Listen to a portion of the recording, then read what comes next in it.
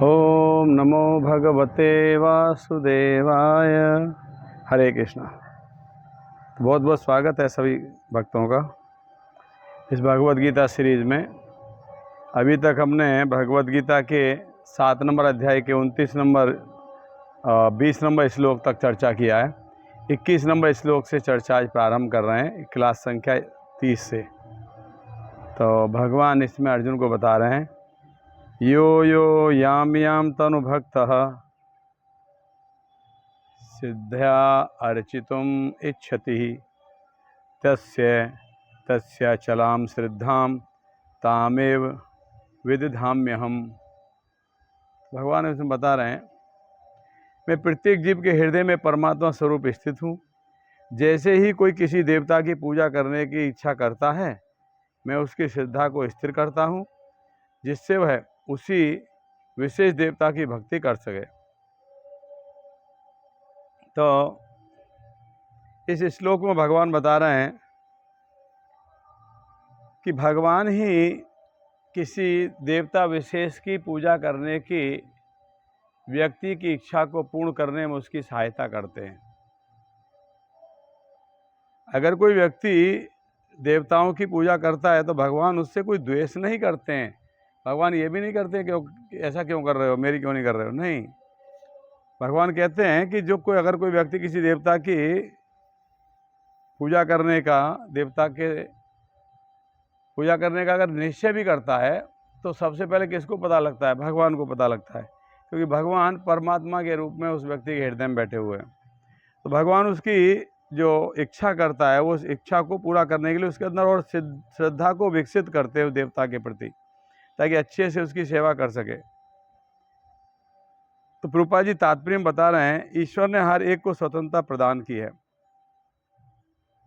यदि कोई पुरुष भौतिक भोग करने का इच्छुक है, इसके लिए देवताओं की सुविधा चाहता है, तो प्रत्येक हृदय परमात्मा स्वरूप स्थित भगवान उसके मनोभावों को जानकर ऐसी सुविधाएं प्रदान करते हैं।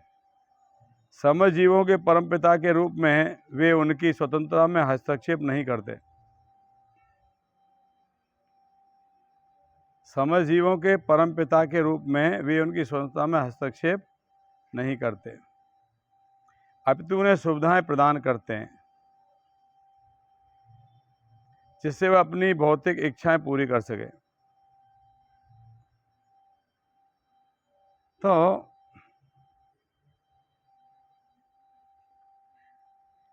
कभी कभी ऐसा कहा जाता है कि इस्कॉन में दूसरे देवताओं की पूजा करने के लिए मना किया गया है।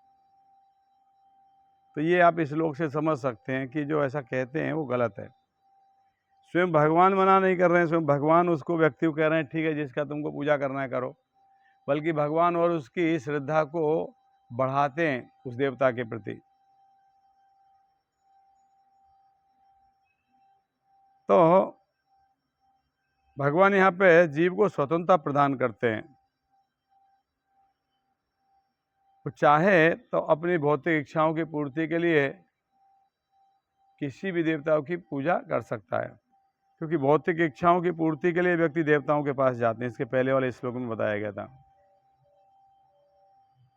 और वो उन व्यक्तियों को बुद्धिमान नहीं बताया गया, क्योंकि देवताओं से भौतिक सुख सुविधा मांगते हैं और भौतिक सुख सुविधा भी नश्वर है,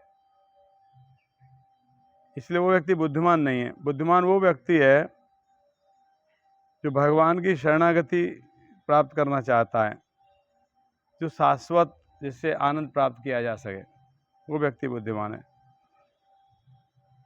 जीवात्मा तथा देवता दोनों ही परमेश्वर की इच्छा के अधीन हैं।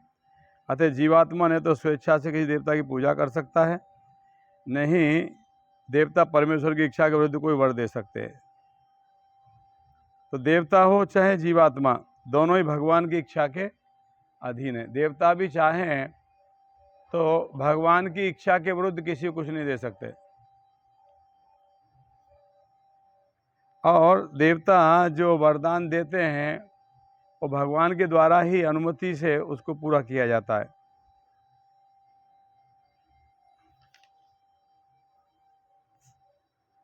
फिर आगे 22 नंबर श्लोक में भगवान कहते हैं, सैतया श्रद्धया युक्तः तस्य आराधनम इहते लभते च तत् कामान मया एव विहितान हितान। भगवान कह रहे हैं ऐसी श्रद्धा से समन्वित वह देवता विशेष की पूजा करने का यत्न करता है और अपनी इच्छा की पूर्ति करता है, किंतु वास्तविकता तो यह है कि ये सारे लाभ केवल मेरे द्वारा प्रदत्त होते हैं। देवता भी भगवान की अनुमति के बिना किसी को कोई लाभ नहीं दे सकते, यानी देवता भी भगवान की अनुमति के बिना अपने भक्त को वर नहीं दे सकते। जीव भले ही ये भूल जाए, प्रभुपाद जी लिख रहे हैं तात्पर्य में, जीव भले ही भूल जाए कि प्रत्येक वस्तु परमेश्वर की संपत्ति है, किंतु देवता इसे नहीं भूलते। हम भूल जाते हैं कि सब कुछ भगवान के अधीन है, मगर देवता नहीं भूलते। इसलिए देवता भगवान की अनुमति के बिना कोई फल दूसरों को नहीं देता।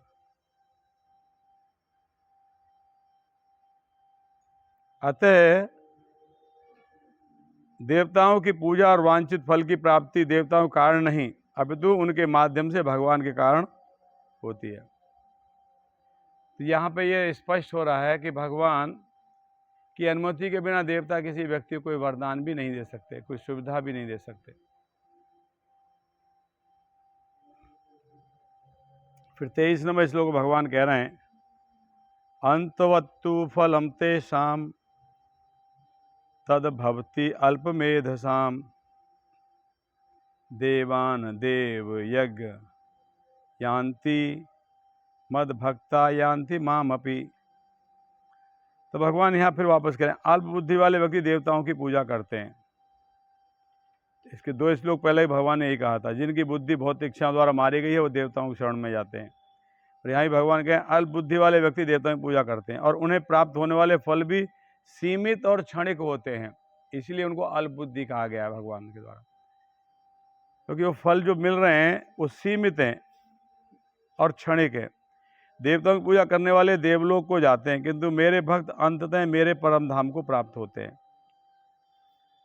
तो यहाँ पे चाहिए तो आप लोग एक चार्ट बना सकते हो, एक चार्ट में के 2 पैरा कर सकते हो। एक तरफ देवताओं के द्वारा दिए गए फल और भगवान के द्वारा दिए गए फल। देवता और भगवान में अंतर स्पष्ट करने के लिए आप 2 कैटेगराइजेशन कर सकते हो। जैसे भगवान के द्वारा दिया गया जो फल है वो असीमित है और परमानेंट है। भगवान अगर आपको अपने धाम में बुलाते हैं, भगवान के धाम में आप वैकुंठ में जाते हैं, तो वैकुंठ में भगवान के साथ में आप जो भोग करेंगे वो शाश्वत रहेगा हमेशा। वो ऐसा नहीं है कि कुछ समय के बाद फिर आपको वहाँ से हटा दिया जाएगा, ऐसा नहीं है। जबकि 2 देवलोक में अगर आप जाते हैं, स्वर्गलोक में भी आप जाते हैं, तो आपके पुण्य के आधार पे कुछ हजार वर्षों जितना आप वहाँ पे इंद्रिय भोग कर सकते हैं और उसके बाद वापस आपको पृथ्वीलोक पे वापस आना पड़ेगा। क्षीणे पुण्य पृथ्वीलोकम विशंति, भगवद गीता में एक श्लोक आता है। भगवान कहते हैं अंतवंतु फलम तेषाम, यानी वो जो फल है अंतवंत यानी नाशवान है, वो फल नाश हो जाता, खत्म हो जाते हैं वो। और अल्पमेध साम, जो ये फल की इच्छा करते हैं व्यक्ति अल्पमेध साम, कम बुद्धि वाले हैं, अल्प बुद्धि हैं। क्योंकि जब प्रलय काल आता है तो भौतिक लोग सभी जलमग्न हो जाते हैं, जिसमें देवताओं का लोक भी आते हैं, मगर भगवान का जो आध्यात्मिक धाम है, परम धाम, अध्यात्म जगत, वही बचता है बस। अतः देवताओं के द्वारा दिए गए वरदान इस जीवन के साथ ही खत्म हो जाएंगे।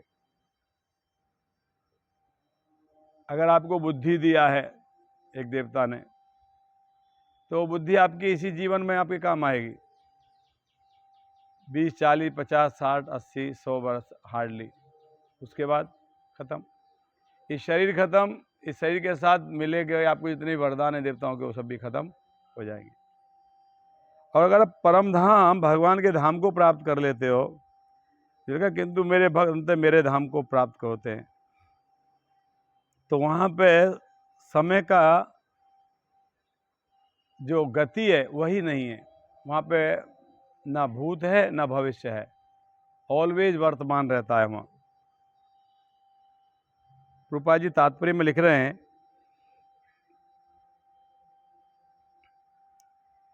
कि यहाँ पर इसका निषेध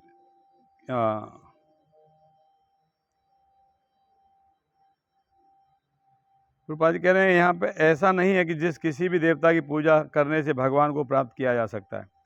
यहाँ पर इसका निषेध किया गया, क्योंकि यह स्पष्ट कहा गया है कि देवताओं के उपासक भौतिक जगत के अन्य लोगों को जाते हैं, किंतु भगवान के भक्त भगवान के ही परम धाम को जाते हैं। तो कहते हैं ना, कई बार लोग कहते हैं कोई बात नहीं प्रभु जी, सब रास्ते एक ही जगह जाते हैं। कई बार हम लोग बोलते हैं,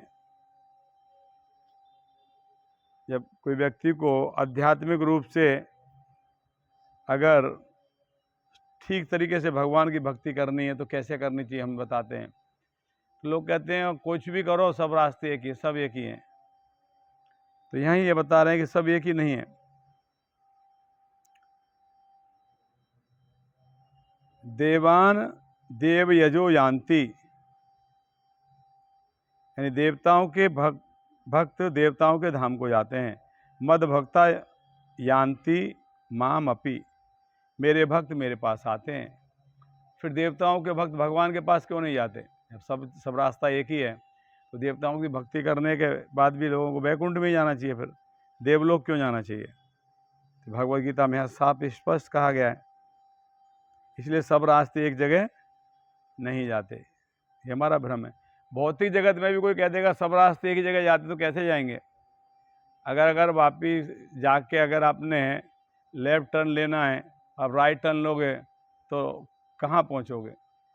अगर हाईवे आपने पकड़ लिया, चल तो हाईवे पे ही रहे हो, हाईवे तो वही 48 नंबर ही है, कर तो भक्ति रहे हो, चल तो हाईवे पे ही रहे हो, मगर टर्न किधर लिया आपने? बॉम्बे की तरफ या अहमदाबाद की तरफ? अहमदाबाद की तरफ टर्न लिया तो अहमदाबाद पहुंच जाओगे, बॉम्बे की तरफ टर्न लिया तो बॉम्बे पहुंच जाओगे। तो सब रास्ते एक जगह नहीं जाते, अलग अलग रास्ते का अलग अलग गंतव्य होता है।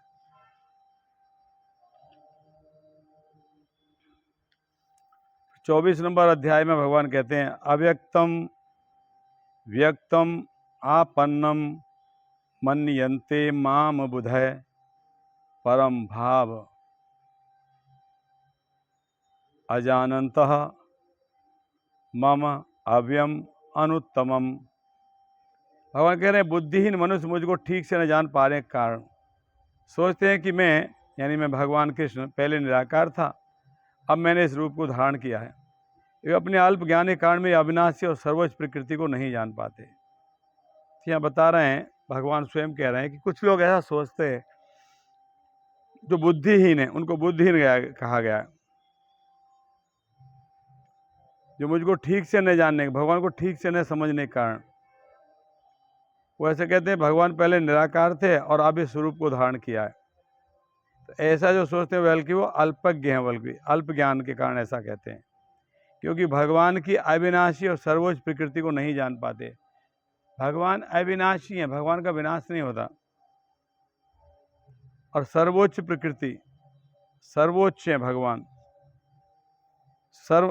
सर्वश्रेष्ठ हैं, सुप्रीम हैं, परम हैं।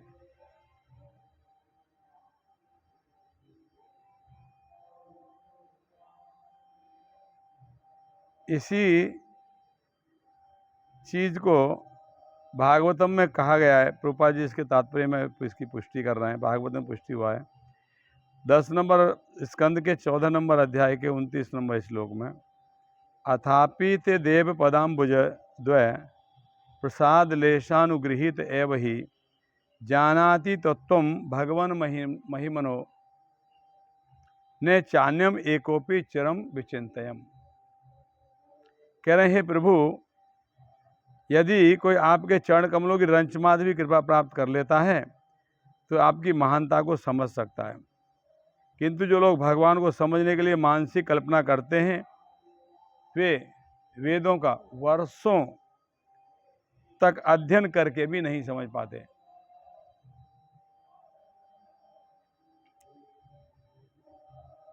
इसलिए भगवान आगे भी कहते हैं ना हम प्रकाशम सर्वस्व योग माया समावृतः। भगवान ना हम प्रकाश है, सबके सामने भगवान प्रस्तुत नहीं होते, सबके समक्ष भगवान अपने आप को साक्षात्कार नहीं देते, अपने आप का रेसिप्रोकेट नहीं करते। ना हम प्रकाश सर्वस्व है, सर्वस्व सभी के समक्ष नहीं कर सकते। योग माया समावृत है। भगवान ऐसे व्यक्तियों को जो भगवान के प्रति श्रद्धा नहीं रखते, भगवान उनके लिए छुपे रहते हैं। और ये जगह भगवान कहते हैं अब जानंती माँ मूढ़ा, अब जानंती माँ मूढ़ा। मूढ़ा मतलब मूर्ख, मूर्ख व्यक्ति मुझे नहीं जान पाते। तो भगवान स्वयं कह रहे हैं कि भगवान को जानने के लिए वेदों का ज्ञान अर्जित करना पर्याप्त नहीं है। इसमें यही कहा गया है, भगवान को समझने के लिए मानसिक कल्पना करते हैं, मेंटल,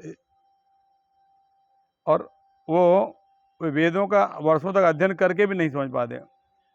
अनेकों वर्षों तक वेदाध्ययन करने के बाद भी भगवान को जो हैं एज इट इज रूप में नहीं जाना जा सकता। इसलिए गीता में और एक श्लोक में कहा गया है,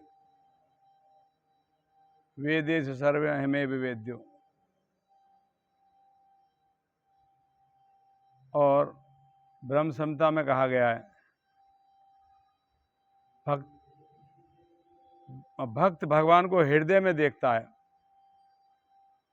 भक्त सदैव हृदय सुविलोकयन्ति यम श्याम सुंदर अचिंत गुण स्वरूपम गोविंदम आदि पुरुषम तमम भजामि। हे गोविंद, हे आदि पुरुष, हे भगवान, मैं आपको भजता हूँ क्योंकि आपको प्रेम की अंजन लगी हुई आंखों से देखा जा सकता है। यानी जो भगवान के लिए जिन आंखों में प्रेम है, प्रेमांजन भक्ति चक्षुरित भक्ति विलोचनेन संतः सदैव हृदयेषु विलोकयन्ति यम श्याम सुंदर अचिंत गुण स्वरूपम गोविंदमादि पुरुषम तमहम भजामि। भगवान को देखने के लिए विशेषकर भगवान के प्रति अगर आपके अंदर श्रद्धा है और भक्ति है तो भगवान को आप देख सकते हो। यही इस श्लोक में भगवान बता रहे हैं 24वें श्लोक में। तो 25वें श्लोक में हाँ आ गया, देखो वही है जो मैं बोल रहा था अभी, ना हम प्रकाश सर्वस्व योग माया समावृता मूढ़ियों ना भी जानाति लोको माम अजवयम। भगवान कह रहे हैं, अभी और स्पष्ट कर रहे हैं, अभी भगवान ने जो कहा ना उसी को और स्पष्ट कर रहे हैं भगवान। ना हम प्रकाश सर्वस्व, मैं मूर्खों और अल्पकों के लिए कभी प्रकट नहीं हूँ। ना मूर्ख समझ पाएंगे मुझे, ना अल्पज्ञ अज्ञानी, उनके लिए तो मैं अपनी अंतरंगा शक्ति द्वारा आच्छादित रहता हूँ। भगवान स्वयं अपनी माया शक्ति के द्वारा, योग माया के द्वारा समाहरता आच्छादित रहे, योग माया समावृता, योग माया से आच्छादित रहते हैं, ढके रहते हैं। अतः भी ये नहीं जान पाते कि मैं अजन्मा और अविनाशी हूँ। इसलिए भगवान के विषय में उनको ये ज्ञान नहीं होता कि भगवान अजन्मा है और अविनाशी है। भगवान अजन्मा है, भगवान का जन्म नहीं होता, और अविनाशी है, भगवान का विनाश भी नहीं होता। ये भगवान की लीला है जो हम देखते हैं। भगवान ने कारागार में जन्म लिया, ये भगवान की लीला है। और भगवान जो द्वारका से अपने नित्य शाश्वत धाम गए जा रहे हैं, ये भी भगवान के एक प्रकार से लीला है। तो भगवान को जानने वाले व्यक्ति जानते हैं कि भगवान अजन्मा है और अविनाशी है, भगवान का विनाश नहीं होता। विनाश उसका होता है जो जन्म होता है, मृत्यु किसकी होती है? जो जन्म लेता है। भगवान का जन्म ही नहीं होता तो मृत्यु क्यों होगी? फिर जन्म नहीं हुआ तो मृत्यु कैसे होगी? तो यहाँ भगवान बता रहे हैं, ना हम प्रकाश सर्वस्व योग माया समावृत है। मुझे हर एक कोई व्यक्ति समझ नहीं सकता। भगवान को समझने के लिए भगवान का भक्त होना बहुत आवश्यक है। इसलिए कई बार मूर्ख लोग कहते हैं कहाँ है भगवान, दिखाओ। इसलिए उनको भगवत गीता का श्लोक बताना चाहिए कि आप भगवान को देख सकते हो कब? जब भगवान के प्रति आपकी शरणागति होगी।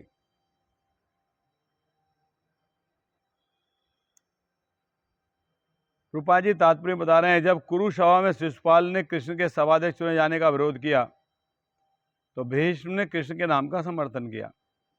कुरुओं की सभा में भगवान कृष्ण की को सभा का अध्यक्ष चुना जाना था, चुन लिया गया था। तो शिशुपाल ने विरोध किया है, ये व्यक्ति कैसे सभा का अध्यक्ष हो सका, अग्रिम पूजा इसकी कैसे होगी, ये सर्वश्रेष्ठ कैसे मान सकते हो आप इसे, हम लोग राजा हैं, ये तो इसके पास तो कोई राज्य भी नहीं है, तो ग्वाला है। मगर पिता में भीष्म जानते थे उस व्यक्ति भगवान को कि ये साधारण व्यक्ति नहीं है, परम भगवान है, इसलिए उन्होंने इसका समर्थन किया था और उन्होंने उनको परमेश्वर घोषित किया था कि ये परमेश्वर हैं। प्रभुपाद कह रहे हैं इसी प्रकार पांडव तथा कुछ लोग उनको परमेश्वर रूप में जानते, किंतु सभी ऐसे नहीं थे, इसलिए सब लोग भगवान को नहीं जानते। कुंती भी भागवतम के पहले स्कंद में कहती हैं, हिरण्य में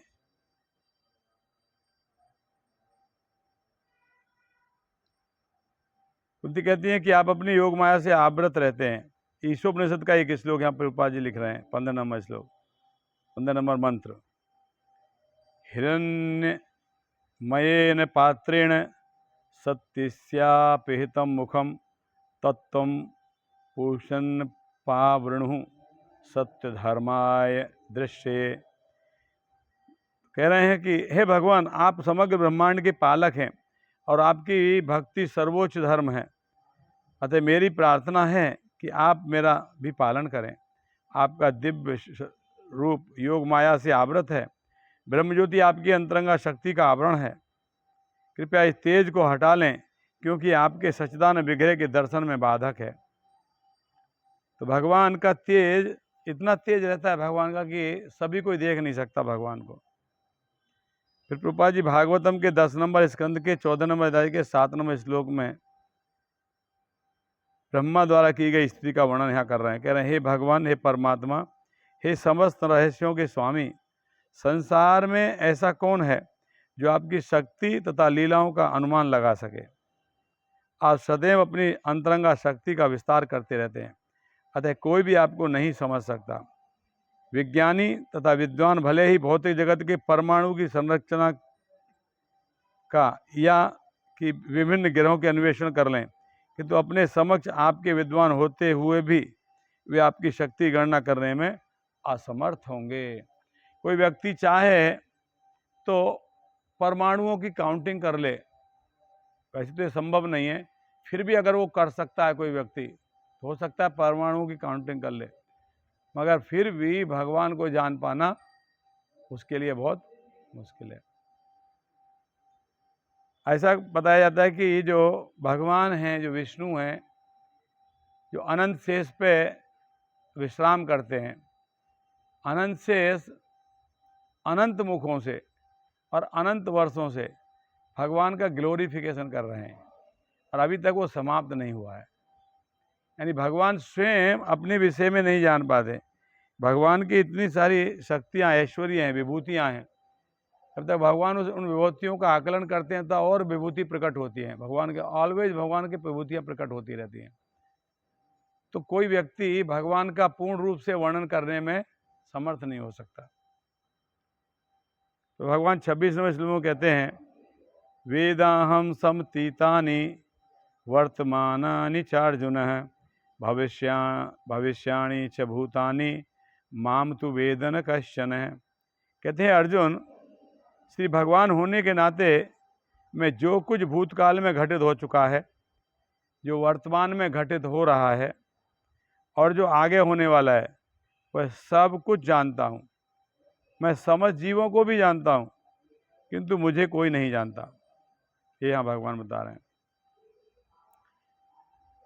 कि भूतकाल में जो हुआ है वो मैं जानता हूँ और भविष्य में जो होगा मैं वह भी जानता हूँ, और वर्तमान में घटित हो रहा है वो भी मुझे सुस्पष्ट पता है, मगर मुझे कोई नहीं जान पाता।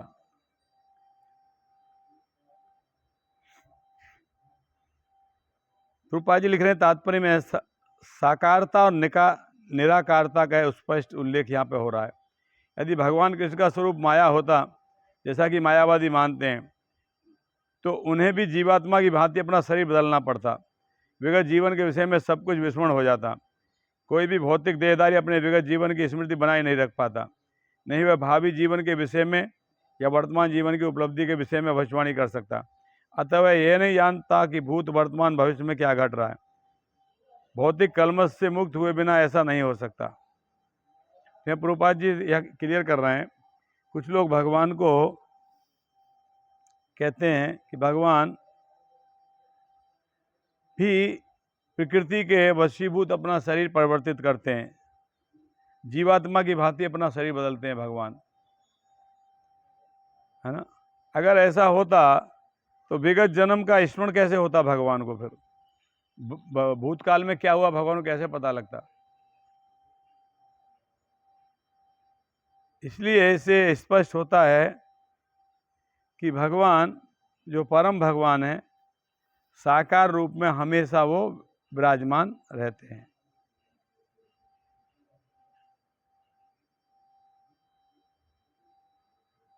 सत्ताईस नंबर श्लोक भगवान कहते हैं, इच्छा द्वेष समुत्थेन द्वंद्व मोहेन भारतः सर्वभूतानि सम्मोहम सर्गे यान्ति परंतपः। कह रहे हैं भरतवंशी है शत्रु विजेता, समय जीव जन्म लेकर इच्छा तथा घृणा से उत्पन्न द्वंद्वों से मोहग्रस्त होकर मोह को प्राप्त होता है। ये जो माया है, जो मोह है, ये कैसे कैसे प्रकट होता है, इसके विषय में भगवान बता रहे हैं। ये प्रकट होता है इच्छा और घृणा के कारण। समझ जीव जन्म लेकर इच्छा और घृणा से उत्पन्न द्वारा, जब जीवात्मा जन्म लेता है ना, वो धीरे धीरे उसकी इच्छाएं प्रकट होती हैं, है ना। और घृणा तिरस्कार करता है, कुछ चीज़ों को अपने स्वीकार करता है, कुछ को अस्वीकार करता है, कुछ चीज़ों से प्रेम करता है, कुछ चीज़ों से घृणा करता है। ये जो द्वंद्व है, ये जो ड्यूअलिटी है, ये द्वंद्व के कारण वो मोह को प्राप्त होता है, यानी इल्यूजन में आ जाता है। प्रभुपाद जी तात्पर्य बता रहे हैं, ये माया इच्छा तथा घृणा के द्वंद्व रूप में प्रकट होती है। इसी इच्छा तथा घृणा कारण मनुष्य परमेश्वर से तदाकार होना चाहता है, भगवान के रूप में कृष्ण से ईर्ष्या करता है, किंतु शुद्ध भक्त इच्छा तथा घृणा से मोहग्रसित नहीं होता। अतएव समझ सकते हैं कि भगवान श्री कृष्ण अपनी अंतरंगा शक्ति से प्रकट होते हैं, पर जो द्वंद्व तथा ज्ञान के कारण मोहग्रस्त हैं वे सोचते हैं कि भगवान शक्तियों द्वारा उत्पन्न होते हैं। भगवान स्वेच्छा से उत्पन्न होते हैं, प्रकट होते हैं, मगर जो भगवान से द्वेष करते हैं वो ऐसा सोचते हैं कि भगवान की प्राकृतिक जो शक्ति है, प्रकृति है, जो नेचर है, उसके प्रभाववश भगवान को जन्म लेना पड़ता है, ऐसा समझते हैं। तो ये भगवान से एक प्रकार का दोष करते हैं, यही माया है। भगवान भौतिक शक्तियों द्वारा उत्पन्न होते हैं, यही उनका दुर्भाग्य, ऐसा सोचना। ऐसे मोहग्रस्त व्यक्ति मान अपमान, सुख दुख, स्त्री पुरुष, अच्छा बुरा, आनंद पीड़ा जैसे द्वंद्वों में रहते हैं हुए सोचते हैं यह मेरी पत्नी है, ये मेरा घर है, मैं इसका स्वामी हूँ, मैं इस स्त्री का पति हूँ। यही मोह के द्वंद्व हैं। जो लोग ऐसे द्वंद्वों से मोहग्रस्त रहते हैं वे निपट मूर्ख हैं और वे भगवान को नहीं समझ सकते। भगवान कह रहे हैं कि इच्छा और द्वेष के कारण व्यक्ति द्वंद्व के मोह में फंस जाता है, ये यहाँ बता रहे हैं। अब बता रहे हैं कि भगवान की भक्ति कौन कर सकता है। ये तो बताया कि जो भगवान से द्वेष करते हैं, अपनी इच्छा, अपने भौतिक इच्छाएं और भगवान से द्वेष के कारण वे मोहित हो जाते हैं, मोहग्रस्त हो जाते हैं, इल्यूजन में आ जाता है। मगर भगवान के शरणागत कौन होते हैं उनके विषय में कहा गया है इस श्लोक में 28 नंबर में, ये स्वाम त्वंतगतम पापम जनानाम पुण्य कर्मणाम। बहुत सुंदर श्लोक है। ये स्वाम त्वंतगतम पापम जनानाम पुण्य कर्मणाम ते द्वंद्व मोह निर्मुक्ता, ते द्वंद्व मोह निर्मुक्ता भजन्ते माम दृढ़व्रता। ये स्वांतगतम पापम जनानाम पुण्य कर्मणाम ते द्वंद्व मोह निर्मुक्ता भजन्ते माम दृढ़व्रता। जिन मनुष्यों ने पूर्व जन्म में तथा इस जन्म में पुण्य कर्म किए हैं और जिनके पाप कर्मों का पूर्णतया उच्छेदन हो चुका है, यानी पाप इनके कट चुके हैं, खत्म हो चुके हैं, वे मोह के द्वंद्वों से मुक्त हो जाते हैं, वो मोह से परे हो जाते हैं, इल्यूजन से बाहर आ जाते हैं और संकल्प पूर्वक मेरी सेवा में तत्पर हो जाते हैं। भजन्ते माम दृढ़व्रता, तब भगवान की दृढ़ता पूर्वक भक्ति करते हैं। भजन्ते माम दृढ़व्रता। तो भगवान की दृढ़तापूर्वक भक्ति वही व्यक्ति कर सकता है जो व्यक्ति जिसके पाप खत्म हो चुके हैं और पुण्य जिसके जागृत हो चुके हैं। अगर आप भक्ति कर रहे हो, भगवान के शरणागत हो रहे हो ना, तो समझ लो आपके पाप जो किए थे ना वो सब खत्म हो गए और आपके पुण्य जागृत होंगे, तभी कोई भक्ति में लगता है। ये शाम अंतगतम पापम जनानाम पुण्य कर्मणाम, पुण्य कर्म जागृत हो जाएंगे, पाप का उच्छेदन हो जाएगा, तब ते द्वंद्व मोह निर्मुक्ता, तब वो द्वंद्व के मोह से मुक्त हो जाएंगे। और भजनते माम दृढ़व्रता, तब दृढ़ व्रत होगा, डेडिकेटेडली संकल्प लेके मेरी भक्ति में लग जाएंगे। तो यहाँ पे गुण बताए भक्तों के। जो व्यक्ति पाप से रहित है और कहते हैं ना कि पुण्य कर्म ही भक्ति है। मैंने एक बार पहले क्लास भी दिया था इस पे। पुण्य कर्म भक्ति नहीं है, पुण्य कर्मों से भक्ति प्राप्त होती है। भजते माम दृढ़व्रता, पुण्य जनानाम पुण्य कर्मणाम, जनानाम पुण्य कर्मणाम का मतलब है जिनके पुण्य कर्म जागृत हो गए हैं, जो पुण्य कर्म किए हैं वो जागृत हो गए हैं, जिन्होंने पुण्य कर्म किया है पुण्य कर्म कर रहे हैं। भजनते माम दृढ़व्रता, पुण्य कर्मों से भगवान की भक्ति में आप दृढ़ हो सकते हो। पुण्य कर्म भक्ति नहीं है, ये समझना चाहिए हमें। यहाँ प्रभुपाद जी तात्पर्य में लिख रहे हैं, जो पापी नास्तिक मूर्ख और कपटी हैं उनके लिए इच्छा तथा घृणा के द्वंद्व को पार कर पाना कठिन है। केवल ऐसे पुरुष भक्ति स्वीकार करके क्रम से भगवान के शुद्ध भक्त को प्राप्त करते हैं, जिन्होंने धर्म के विधि विधानों का अभ्यास करने के पुण्य कर्म तब पाप कर्मों जितने के अपना जीवन लगाया। तो जब तक कोई व्यक्ति अपने पापों से निवृत्त नहीं होगा और पुण्य कर्म जिसके जागृत नहीं होंगे, तब तक भगवान की भक्ति नहीं कर सकता है। फिर 29 नंबर, जरा मरण मोक्षाय माम आश्रित यतन्त ये ते ब्रह्म तत्विदु कृतृष्णम अध्यात्मम कर्म च अखिलम। जो जरा तथा मृत्यु के मुक्ति पाने के लिए यत्नशील रहते हैं, वे बुद्धिमान व्यक्ति मेरी भक्ति की शरण ग्रहण करते हैं। वे वास्तव में ब्रह्म हैं, क्योंकि वे दिव्य कर्मों के विषय में पूरी तरह से जानते हैं।